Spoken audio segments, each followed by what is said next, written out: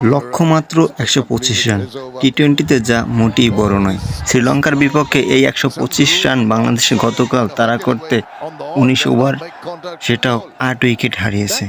প্রথম ম্যাচে জয় পেয়েও বাংলাদেশের রান তাড়ার কৌশলটা ঠিক উপভোগ করতে পারেননি বাংলাদেশ সাবেক ক্যাপ্টেন তামিম ইকবাল খান।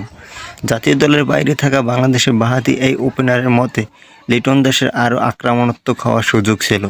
তবে তাওহিদ হৃদয়ের আক্রমণাত্মক ইনিংসের প্রশংসা শোনা গেছে তার কণ্ঠে। লক্ষ্য ছোট হলেও পাওয়ার প্লেতে রান তোলার চেষ্টা করা টি-টোয়েন্টিতে নতুন কিছু নয়। দ্রুত রান তোলার কৌশলে সফল হলে ম্যাচের ভাগ্য শুরুতেই নিজেদের দিকে টানা যায়।